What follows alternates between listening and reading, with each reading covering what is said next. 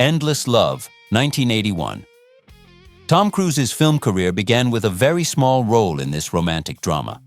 He appears only briefly, but the credit marked his first step onto the big screen. Within just a few years, he would move from background parts to leading roles and become one of Hollywood's most recognizable stars. Taps, 1981. This was Cruise's first substantial dramatic role, playing a fiercely committed military cadet. His intensity stood out beside a young cast that also included Sean Penn and Timothy Hutton. The experience gave him an early reputation for focus and showed that he could bring real force to a supporting character. The Outsiders, 1983, working under Francis Ford Coppola, placed Cruise inside one of the most famous young ensembles of the 1980s. His role was small, but the set included future stars such as Patrick Swayze, Rob Lowe, and Matt Dillon. For Cruise, it was valuable exposure to ambitious filmmaking early in his career. Losing It, 1983. This early teen comedy gave Cruise one of his first leading roles, but the production became a lesson in choosing projects carefully. Years later, he said the experience showed him that not every set operated with the preparation he expected. That realization influenced how seriously he approached future productions. Risky Business, 1983. Risky Business became the true breakthrough. Cruise's confident, funny performance turned him from a promising young actor into a major new star. The famous living room dance became one of the defining images of his career, while the film proved he could carry a movie with personality, energy, and charm. All the Right Moves, 1983. After the stylish success of Risky Business, Cruise shifted into a more grounded sports drama. Playing a working-class high school football player let him show ambition, frustration, and vulnerability without relying only on charm. The film helped establish the driven, competitive screen persona that would appear throughout his career. Legend, 1986. Cruise entered large-scale fantasy filmmaking with director Ridley Scott, working on elaborate sets at Pinewood Studios. The movie was a major visual departure from his contemporary dramas and gave him experience with demanding studio production. It also connected him with the kind of ambitious spectacle that later defined his biggest films. Top Gun, 1986. Top Gun transformed Cruise from a rising actor into a global movie star. Maverick's confidence, speed, and rebellious attitude became central to his public image. The film's enormous popularity also created a character audiences would remember for decades, eventually making a successful return possible more than 30 years later. The Color of Money, 1986. Working with Martin Scorsese and Paul Newman gave Cruise an important step toward prestige drama. His energetic pool player was paired with Newman's experienced veteran, creating a story about talent, ego, and discipline. The collaboration showed Cruise learning from established masters while proving he belonged beside them on screen. Cocktail, 1988. Cocktail was not a critical favorite, but audiences responded strongly to Cruise's star power. The movie reinforced his image as a charismatic romantic lead and became a major commercial success. It also showed that by this point, his presence alone could turn a glossy adult drama into a worldwide popular event. Rain Man, 1988. Rain Man revealed a more vulnerable side of Cruise. Instead of playing a fully confident hero, he portrayed a selfish man forced to grow through his relationship with his brother. The film's enormous success helped prove that Cruise's dramatic range extended far beyond the action and romantic roles associated with his early fame. Born on the 4th of July, 1989, this film became Cruise's first major dramatic transformation. Playing real-life Vietnam veteran Ron Kovic required him to move far beyond his youthful star image and portray anger, trauma, and political awakening. The performance earned his first Academy Award nomination and confirmed that he could lead serious, demanding material. Days of Thunder, 1990.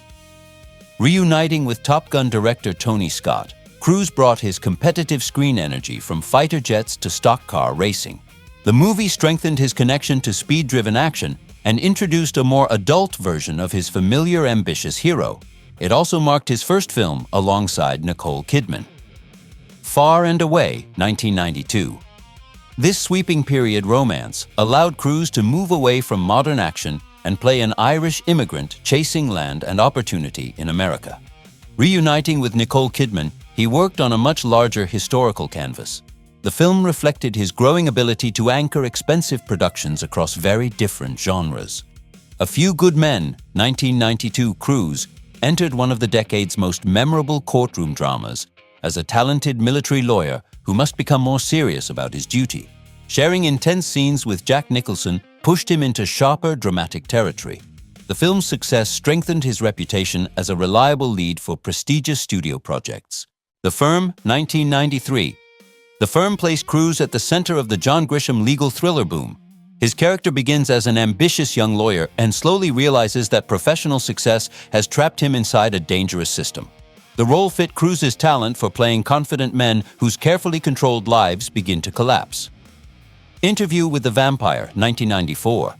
Cruise's casting as Lestat was controversial because author Anne Rice initially believed he was wrong for the role. After seeing the finished film, she publicly changed her opinion and praised his performance. The flamboyant, dangerous vampire gave Cruise a rare chance to play a theatrical and openly sinister character. Mission: Impossible, 1996. This film changed Cruise's career behind the camera as well as on screen. It launched his first major franchise and marked the beginning of his work as a producer. Ethan Hunt became his defining action role, while the suspenseful CIA vault sequence established the series as a showcase for precision and physical performance. Jerry Maguire, 1996. Jerry Maguire combined romance, comedy, and personal reinvention in one of Cruise's most widely loved performances. The character's emotional openness softened his high-powered image without removing his intensity. The film produced lasting catchphrases, became a major audience hit, and earned Cruise his second Academy Award nomination. Eyes Wide Shut, 1999. Working with Stanley Kubrick pushed Cruise into one of the most unusual performances of his career. Instead of a decisive action hero, he played a confused man drifting through jealousy, temptation, and insecurity. The famously extended production created a slow, dreamlike film that has gained greater critical appreciation over time. Magnolia, 1999. Cruise took a major supporting role in Paul Thomas Anderson's ensemble drama, playing the aggressive and deeply damaged speaker, Frank T.J. Mackey. The performance deliberately challenged his heroic image and exposed the pain beneath the character's confidence. It earned Cruise his third acting nomination at the Academy Awards. Mission: Impossible 2, 2000. The second Mission: Impossible gave the franchise a completely different personality under director John Woo. Slow-motion action, motorcycles, and stylized combat replaced much of the first film's quiet suspense. Its worldwide success proved that Ethan Hunt could continue beyond one movie and that the series could change styles between directors. Vanilla Sky, 2001. Vanilla Sky reunited Cruise with director Cameron Crowe, but it was far darker and stranger than Jerry Maguire. Cruise played a charming, successful man whose identity and reality begin to break apart. The role used his familiar star image as part of the mystery, then gradually removed the confidence behind it. Minority Report, 2002. Cruise finally teamed with Steven Spielberg for a science fiction thriller that mixed futuristic spectacle with personal grief. Cruise helped develop the emotional idea of a father haunted by losing his son. The collaboration created a more vulnerable action hero and placed him inside one of the era's most influential visions of the future. Austin Powers in Goldmember, 2002. Cruise surprised audiences with a brief cameo as a fictional version of Austin Powers inside the movie's opening sequence. The joke worked because viewers immediately recognized his serious action star image. It was a quick example of his willingness to parody his own fame instead of always protecting it. The Last Samurai, 2003. The Last Samurai required Cruise to train extensively for sword fighting and lead a large historical epic. His role combined physical action with a quieter story about discipline, loss, and cultural change. The film became especially successful with international audiences and reinforced his ability to carry major productions outside modern settings. Collateral, 2004. Collateral gave Cruise one of his rare villain roles. With silver hair and a controlled, emotionless manner, he played a contract killer who turns a Los Angeles cab ride into a night of violence. The performance reversed his usual heroic energy and showed how unsettling his confidence could become when used against the audience. War of the Worlds, 2005. Cruise's second collaboration with Steven Spielberg placed him inside a massive disaster film. But his character begins as an imperfect father rather than a polished hero. The story focuses on survival and family responsibility as much as spectacle. It became one of the biggest worldwide successes of Cruise's career at the time. Mission: Impossible 3, 2006. Mission: Impossible 3 brought Ethan Hunt back after a 6-year gap and made the character's personal life more important. It was J.J. Abrams' feature directing debut, bringing faster pacing and a television-influenced emotional style. The film helped rebuild the series around Ethan's team, relationships, and personal sacrifices. Lions for Lambs, 2007. This political drama arrived during Cruise's attempt to rebuild the historic United Artists studio as a producer and executive. Rather than relying on large action scenes, the film focused on debates about war, responsibility, and political power. It represented a serious, issue-driven direction during a transitional period in his career. Tropic Thunder, 2008, Cruise became nearly unrecognizable as the loud, bald studio executive Leigh Grossman. The surprise supporting role used prosthetics, exaggerated movement, and aggressive comedy to mock Hollywood power. Audiences responded strongly, and the performance reminded viewers that Cruise could be funny, self-aware, and willing to completely distort his famous appearance. Valkyrie, 2008.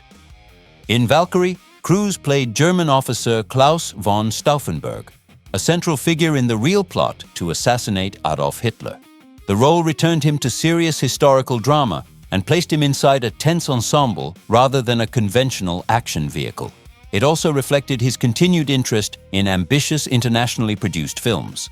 Night and Day, 2010, reuniting with Cameron Diaz, Cruise turned his action star identity into part of the joke. His secret agent is charming, highly capable, and slightly alarming, giving the movie a playful tone. The film allowed Cruise to mix stunts with romantic comedy while gently parodying the unstoppable heroes he had played before. Mission: Impossible. Ghost Protocol, 2011. Ghost Protocol revitalized the Mission: Impossible series and established practical spectacle as its defining feature. Cruise's climb outside the Burj Khalifa became an instantly recognizable franchise image. With Brad Bird making his live-action directing debut, the movie expanded the team dynamic and began the series' strongest modern run. Rock of Ages 2012 Cruise made an unexpected move into a full musical role as fictional rock star Stacey Jacks. He trained vocally and performed classic rock songs himself, presenting a more eccentric and theatrical screen presence. Even though the film struggled commercially, the role demonstrated his willingness to attempt a genre far outside his usual work. Jack Reacher 2012. Jack Reacher introduced Cruise as a quieter, more controlled action hero. Instead of Ethan Hunt's elaborate missions and teamwork, Reacher relies on observation, intimidation, and direct physical force. The film also began Cruise's long creative partnership with writer-director Christopher McQuarrie, who later became central to Mission: Impossible. Oblivion 2013. Oblivion returned Cruise to science fiction in a sleek, visually ambitious original story. His familiar image as a capable technician becomes part of a mystery about memory and identity. The film helped begin a period in which Cruise balanced established franchises with large-scale genre projects built around unusual concepts. Edge of Tomorrow, 2014. Edge of Tomorrow cleverly reversed Cruise's heroic image. His character begins as a cowardly officer with no combat experience and repeatedly fails inside a time loop. The role let Cruise combine action with physical comedy and gradual growth. Strong reviews and later home viewing popularity turned the film into a modern science fiction favorite. Mission: Impossible. Rogue Nation, 2015. Rogue Nation began Christopher McQuarrie's run as the franchise's defining director. The film introduced Rebecca Ferguson's Ilsa Faust and gave Ethan Hunt a rival organization capable of matching the IMF. Cruise's airplane stunt and the tense opera sequence helped push the series toward stronger continuity and increasingly practical action. Jack Reacher. Never Go Back, 2016. Cruise returned to Jack Reacher with a more personal story involving responsibility, trust, and the possibility of family. The sequel expanded the character's emotional life, but it did not create the same momentum as Mission: Impossible. It ultimately became Cruise's final appearance as Reacher before the property moved to television. The Mummy, 2017. The Mummy was designed to launch Universal's interconnected dark universe, with Cruise positioned as its biggest star. The film mixed horror, fantasy, and action, but the planned franchise did not develop as expected.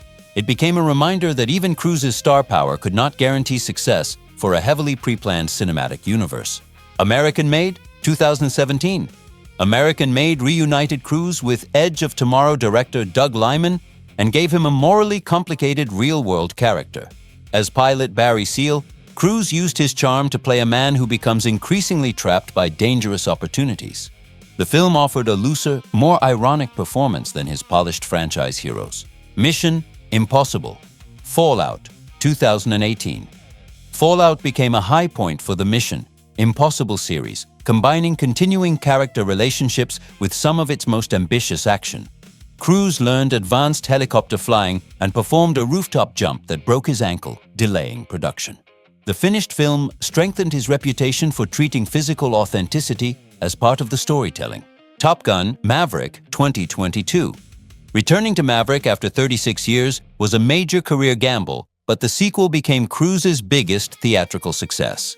He helped create an intensive flight training program so the cast could perform inside real jets. The film became a symbol of the post-pandemic return to theaters and earned a Best Picture nomination. Mission Impossible: Dead Reckoning. Part 1, 2023.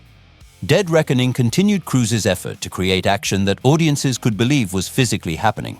Its signature sequence required him to ride a motorcycle from a mountain and transition into a base jump.